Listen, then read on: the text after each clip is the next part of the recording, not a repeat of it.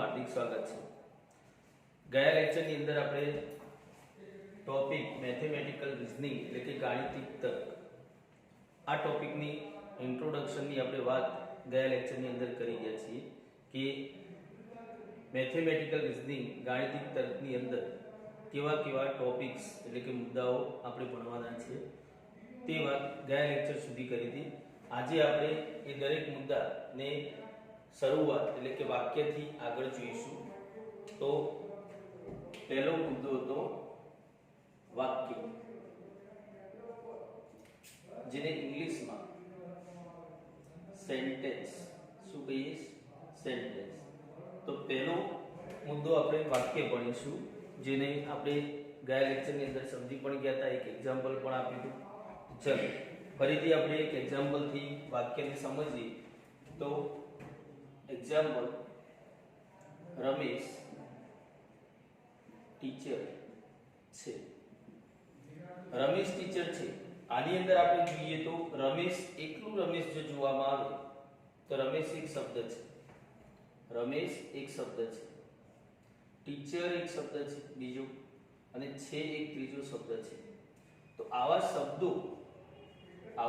શબ્દો ભેગા મળે ત્યારે એક અર્થ રચાય છે। કયો અર્થ? કે રમેશ ટીચર છે।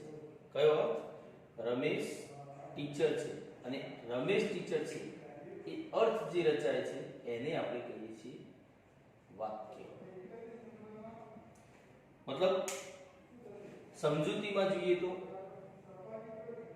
શબ્દો ભેગા મળી એક વાક્યની રચના કરે છે। શું? શબ્દો ભેગા મળી એક વાક્યની રચના કરે છે, તો આને આપણે કહીએ છીએ વાક્ય। હવે જોઈશું વાક્યના પ્રકાર।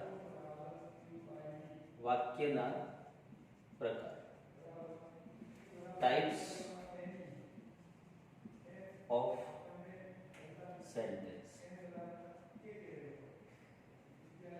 ટાઈપ્સ ઓફ સેન્ટેન્સ એટલે કે વાક્યના પ્રકાર। વાક્યના પ્રકાર બે પ્રકારના, એક જે માત્ર વાક્ય છે, માત્ર વાક્ય, અને બે વિધાન છે। તો સમજવાનું છે કે કોને આપણે માત્ર વાક્ય કહીશું અને કોને વિધાન કહીશું। તો એને સમજવા માટે એક્ઝામ્પલ આપણે જોઈએ તો 2 + 5 = 7। તમને પૂછવામાં આવે છે કે 2 એ કોણ છે? તો 2 એક અચળ છે, 5 એક અચળ છે। અચળનો મીનિંગ શું? કે જેની કિંમત ચેન્જ થઈ શકે નહીં, એટલે કે બદલાઈ શકે નહીં। 2 2 જ રહેશે અને 5 5 જ રહેશે। મતલબ 2 માં 5 ઉમેરવામાં આવે તો કેટલા થશે? 7। જે આપણે બધા જ જાણીએ છીએ એ આપણે ભણ્યા તો પણ સાચું છે, આપણા પછીની પેઢી ભણશે તો પણ આમાં કોઈ બદલાવ આવવાનો નથી। તો આ જે વાક્ય લખવામાં આવ્યું છે એ કેવું વાક્ય છે? તો સત્ય। એને આપણે અસત્ય કહી શકીએ નહીં। આ જ રીતે એક બીજું એક્ઝામ્પલ જોઈએ તો 2 × 5 = 9। તો આમાં પણ આપણે જાણીએ છીએ કે 2 એ અચળ છે, એની કિંમત બદલાવાની નથી, 5 એ પણ અચળ છે, એની કિંમત બદલાવાની નથી, અને 5 × 2 એટલે 10 થાય, એ પણ એક અચળ છે, 9 ના થાય। મતલબ અહીં આપણે કહી શકીએ કે આ એક વાક્ય કેવું છે કે જે અસત્ય છે, એને સત્ય કહી શકતા નથી, અસત્ય છે। ત્રીજું એક એક્ઝામ્પલ લખું છું, x + 5 = 7। x + 5 = 7। x એ ચલ છે, જ્યારે 5 એ અચળ છે, 7 એ અચળ છે। મતલબ અચળની કિંમત બદલાતી નથી, પરંતુ ચલ કોને કહીએ છીએ? તો ચલની કિંમત બદલાતી હોય છે, ચલની જગ્યાએ કોઈ પણ કિંમત મૂકી શકીએ। એટલે કે આ x ની જગ્યાએ જો હું 2 મૂકું તો 2 અને 5 નો સરવાળો કેટલો થશે? 7। પરંતુ 2 સિવાય કોઈ પણ કિંમત ચલ હોવાથી મૂકી શકાય। અને એ જો કિંમત મૂકવામાં આવે, એ જો કિંમત મૂકવામાં આવે તો અસત્ય થાય. મતલબ આ એક એવું વાક્ય છે કે જે સત્ય પણ કહી શકાય અને અસત્ય પણ કહી શકાય, એટલે કે શંકાસ્પદ. શંકાસ્પદ વાક્ય જે સત્ય અને અસત્ય બંને છે. જ્યારે આ બંને વાક્યોની વાત કરીએ તો એ શંકાસ્પદ નથી, ચોક્કસ છે. ચોક્કસ કેવી રીતના ચોક્કસ?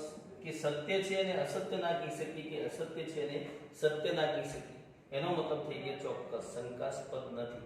અને ચોક્કસ હોય તો તેવા વાક્યોને આપણે વિધાન કહીએ છીએ. વિધાન છે. શું? વિધાન છે. જ્યારે જે શંકાસ્પદ છે એટલે કે બંને થઈ શકે, સત્ય પણ થઈ શકે અને અસત્ય પણ થઈ શકે, તો તે માત્ર વાક્ય છે. હવે જો આપણે આગળ જોઈએ તો વાક્ય હવે આપણે અભ્યાસમાં જોવાનું નથી, એટલે કે આ ટોપિકની અંદર જોવાનું નથી. આગળ આપણે જોઈશું વિધાન. તો વિધાન માટે આપણે સમજીએ તો કોને વિધાન કહીશું? કોને વિધાન કહીશું? તો આપણે સમજી ગયા કે જે વાક્ય સત્ય છે કે અસત્ય છે તે નિસંકપણે, એનો મતલબ કે શંકા રાખ્યા સિવાય ચોક્કસ રીતે કહી શકાય તે વાક્યને વિધાન કહે છે.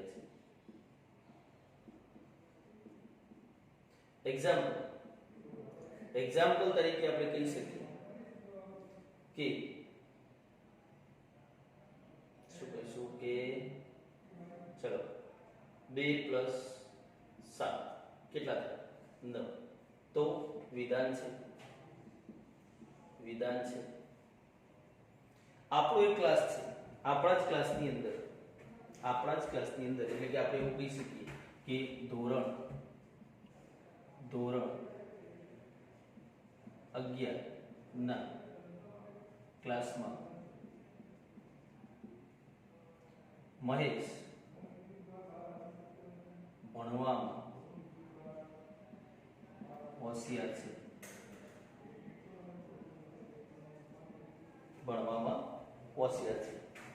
તો અહીં આગળ આપણે સ્પષ્ટ થઈ શકીએ કે ધોરણ 11 ના ક્લાસની અંદર આપણે જઈએ અને ત્યાં એ ક્લાસની અંદર મહેશ નામનો છોકરો છે. એકની જ વાત છે, મહેશ નામનો છોકરો છે એની વાત છે. અને એ મહેશ ભણવામાં હોશિયાર છે. એનું રિઝલ્ટ જોતા આપણે એટલું તો સમજી શકીએ કે ભણવામાં હોશિયાર છે કાં તો નથી, મતલબ સાચું છે કાં તો ખોટું છે, એવું ચોક્કસપણે આપણે આનો જવાબ આપી શકીએ છીએ. તો આ પણ વિધાન છે.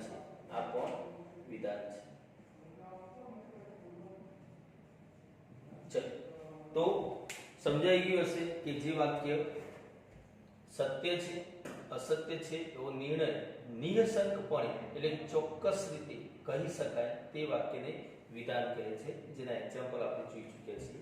ચાલો આગળ જોઈએ તો કેટલાક વાક્યો કે જેને આપણે વિધાન તરીકે સ્વીકારેલ નથી. તો કેવા વાક્યો છે કે જે શંકાસ્પદ છે અને જેને આપણે વિધાનમાં સ્વીકારેલ નથી?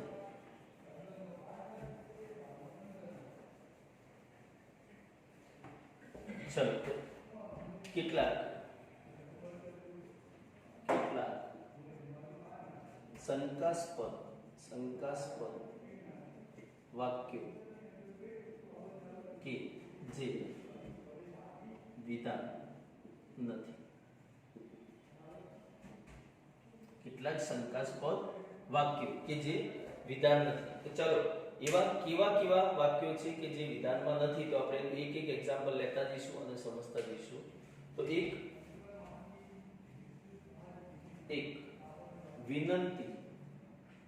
વિનંતી દર્શક વાક્ય.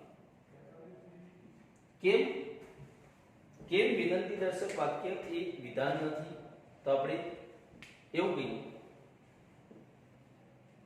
મહેરબાની મહેરબાની કરીને તમારી પેન મને આપશો આપશો આવું આપણે કોઈને કહીએ છીએ, આપણા મિત્રને જ કહીએ છીએ કે મહેરબાની કરીને તમારી પેન મને આપશો.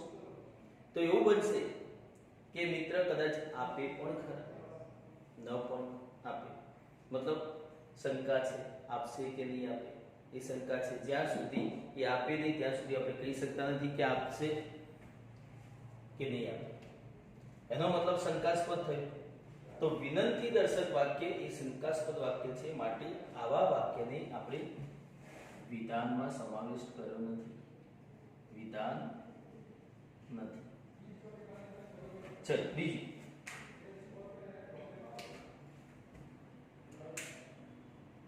આજ્ઞાર્થ વાક્ય.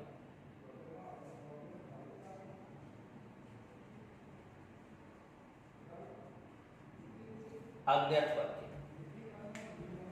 આ આજ્ઞાર્થ વાક્યનું આપણે એક્ઝામ્પલ લઈએ. તમે ક્લાસમાં જ સમજી શકો છો કે ઘણી વખતે તમારા ટીચર જો ગુસ્સે થઈ જાય અને તમને કહે ઉદા, તો આપણે ઊભા થઈ જઈશું ગભરાઈને, કે સામે આપણી સામે જાડિયો માણસ છે, જોડે આવશે તો મારશે, તો આપણે ગભરાઈને ઊભા થઈ જઈએ છીએ.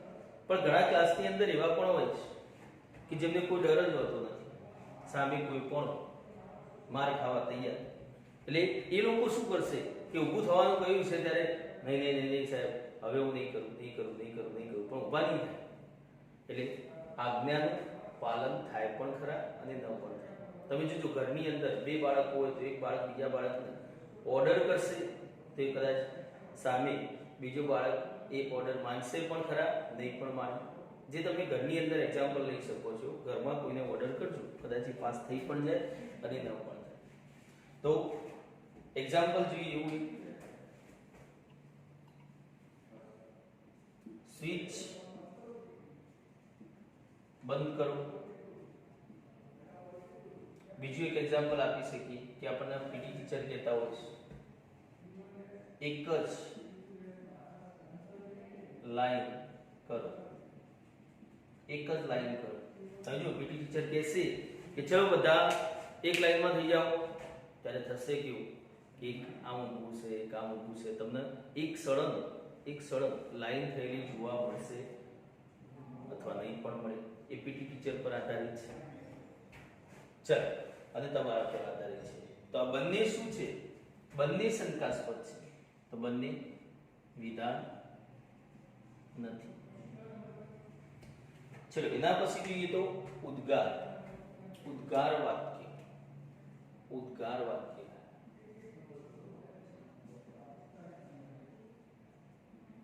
ઉદ્ગાર વાક્ય. ઉદ્ગાર વાક્ય એટલે આશ્ચર્યજનક વાક્ય, એવું કહીએ છીએ, આશ્ચર્યજનક વાક્ય ઉદ્ગાર વાક્ય.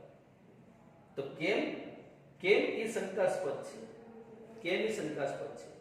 તો સમજી લો કે કોઈ મૂવી જોવા માટે આપણે ગયા છીએ, હોરર મૂવી, અને હોરર મૂવી જોવા ગયા હોય ત્યાં સમજો કે કોઈ રાક્ષસી કરીને આવશે, તો એવું બનશે કે આપણે સીટ આમ તોડી નાખીએ, આમ પાછા પડી જઈએ. પરંતુ કેટલાક એવા પણ માણસો બેઠા હોય છે કે રાક્ષસી એમના ઉપર આવીને બેસી જાય તો એ આમ કરીને બેસી જાય, કોઈ જ ફરક ના પડે. એટલે મતલબ શું થયું કે ત્યાં એક ચિત્ર એવું રચાયું કે જેમાં આશ્ચર્ય એકને લાગે છે, એકને લાગતું નથી.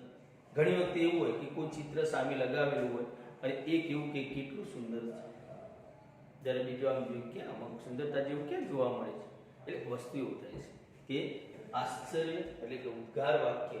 એક્ઝામ્પલ તરીકે આપણે એવું કહી શકીએ, વાહ કેટલું સુંદર. એ બધા માટે હોતું નથી, કોઈને સુંદર લાગે પણ ખરા, કોઈને સુંદર ન પણ લાગે. તો ઉદ્ગાર વાક્ય એ કેવું વાક્ય છે? વિધાન નથી, એ શંકાસ્પદ છે, માત્ર વાક્ય છે, માત્ર વાક્ય છે. ચલો એના પછી નંબર 4 પ્રશ્નાર્થ વાક્ય. પ્રશ્નાર્થ વાક્ય प्रश्नार्थ वाक्य केम शंकास्पद छे तो તમે પ્રશ્ન જોજો ઘણી વખત એવું બને છે હવે તો મોબાઈલ આવી ગયા છે મોબાઈલની અંદર આવું ઘણું બધું થતું હોય કે એક્ઝેક્ટ તમે કોઈ વ્યક્તિની પાછળ ઊભા હોય અને મોબાઈલ ઉપર વાત કરતા હોય અને પૂછો કે કામ હતું મળવું હતું તો ઘણી વખતે આપણી સામે ઊભા રહીને વાત કરતા હોય તો પણ એમ કે હું અહીંયા નથી હું તો બહાર ગયેલો છું અને ઘણી વખત એવું પણ બને કે એ સાચું પણ કહે એટલે કે કોઈ પણ પ્રશ્ન નો જવાબ એ પહેલા આપણને ખબર હોતી નથી કે એ સાચું છે કે ખોટો છે કોઈ પણ વ્યક્તિને પૂછેલા પ્રશ્નનો જવાબ એ સાચો આપણને કહે છે કે ખોટો કહે છે એવું આપણને ખબર નથી એનો મતલબ કે પ્રશ્નાર્થ વાક્ય એ શંકાસ્પદ છે એક્ઝામ્પલ જોઈએ તો તમે કાલે હાજર છો मतलब हाजर होय तो पण ना पाड़ी सके અને હાજર હોય તો આ પણ પાડી શકીશ मतलब ના અને હા સત્ય અને અસત્ય બંને બોલી શકીએ છીએ અને માટે આને માત્ર વાક્ય કહીએ છીએ વિધાન નથી ચલો નંબર 5 નામને બદલે સર્વનામ નામને બદલે શું આવતું હોય સર્વનામ હવે નામને બદલે સર્વનામ આવતું હોય એટલે કે આપણે એમ કહેવામાં આવે અહીંયા એક્ઝામ્પલ લઉં છું એમ કહેવામાં આવે તે ખૂબ જ હોશિયાર છે તે ખૂબ જ હોશિયાર છે હવે અહીંયા ક્લાસની અંદર સમજો કે 50 સંખ્યા બેઠેલી હોય અને હું એમ કહી દઉં કે તે ખૂબ જ હોશિયાર છે તે કોઈની સામે હું ચિહ્ન નથી કરતો તે ખૂબ જ હોશિયાર છે તો તમારે કોઈ પ્રશ્ન થશે તો તમને પ્રશ્ન થશે કે સર કોની વાત થાય છે નામ તો બોલો નામ બોલવામાં આવે ત્યારે આપણને ખબર પડે કે હોશિયાર છે તો એ સામા હોશિયાર છે તોડફોડ કરવામાં ભણવામાં કે કોઈના માથા તોડવામાં કેવો હોશિયાર છે मतलब प्रश्नों घणा બધા થાય છે પ્રશ્નો ઘણા બધા થાય તો પહેલો પ્રશ્ન કોના માટે થાય છે પહેલો પ્રશ્ન કોના માટે થાય છે તો તે એટલે કોણ તે કોણ આ પ્રશ્ન થાય છે અને પ્રશ્ન થયો એટલે શંકાસ્પદ થયો અને શંકાસ્પદ હોય તો તેને આપણે વિધાન કહેતા નથી માત્ર શું કહીએ વાક્ય તો વિધાન નથી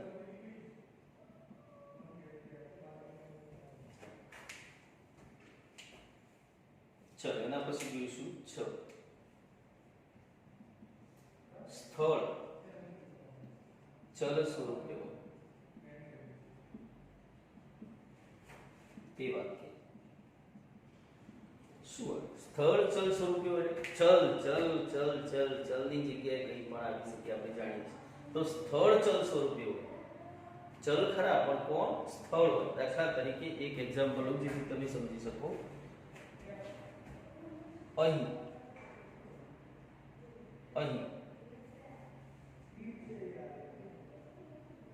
ગાંધીનગર છે અહીં ગાંધીનગર છે શું કહું હું ગાંધીનગરમાં ઉભો રહીને કહું કે અહીં ગાંધીનગર છે પણ પાટણમાં ઉભો રહીને કહીશ તો કે અહીં ગાંધીનગર છે તો ખોટું છે ગાંધીનગરમાં છું તો સાચું છે मतलब અહીં તમે જે જગ્યાએ છો એ જગ્યાની વાત છે જગ્યા બોલો અહીં એવો શબ્દ બીજો પણ આવી શકે ત્યાં અહીં ત્યાં તો અહીં ત્યાં આવા જે શબ્દો એ સ્થળ દર્શાવે છે ત્યાં સ્થળનું નામ હોવું જોઈએ જે નથી તો આ વાક્ય એ શું થઈ જશે શંકાસ્પદ અને શંકાસ્પદ વાક્ય વિધાન નથી चलो એના પછી જોઈશું સમય ચલ સ્વરૂપે સમય ચલ સ્વરૂપે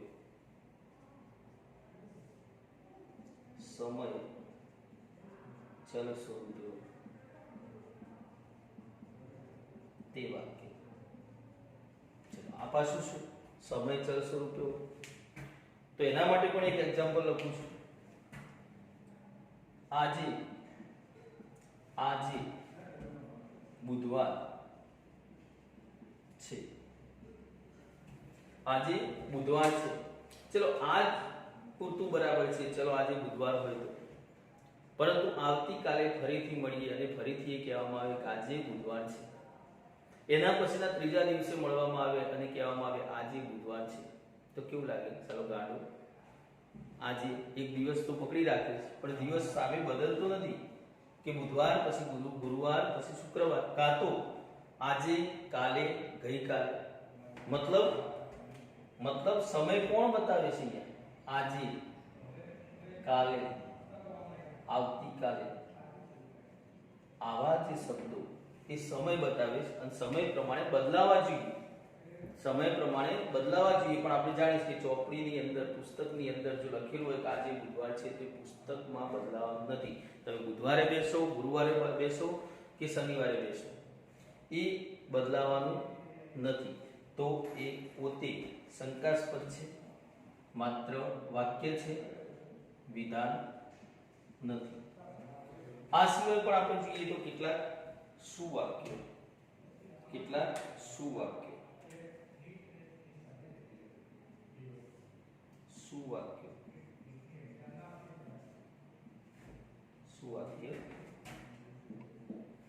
ચલો સુવાક્ય.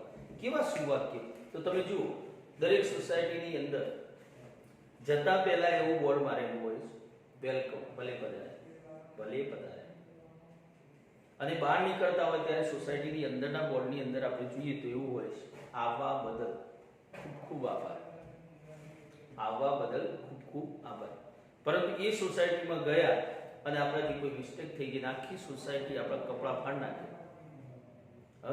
બરાબરના તમને ટીપવામાં આવે, મતલબ કપડાં ફાડ નાખે, તો શું એ વાક્ય સાચું છે? ના. તો ભલે પધાર્યા, જે વિધાન નથી. આ સિવાય પણ કેટલીક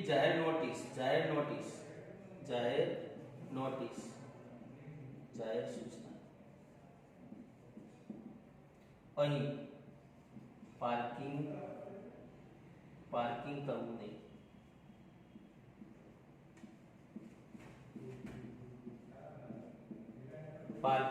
આપણે જાણીએ કેટલાક એવા પણ લોકો હોય જ્યાં લખ્યું હોય ત્યાં જ પાર્ક કરી દે, અને કેટલાક એવા હોય કે ન પણ કરે, તો વિધાન નથી. ઓકે, તો આવા કેટલાક એવા શંકાસ્પદ વાક્યો છે કે જેને આપણે વિધાનમાં સમાવેશ કરેલો નથી. તો આજના લેક્ચરની અંદર આટલા પૂરતું રાખીશું. આવતા લેક્ચરની અંદર આપણે અહીંથી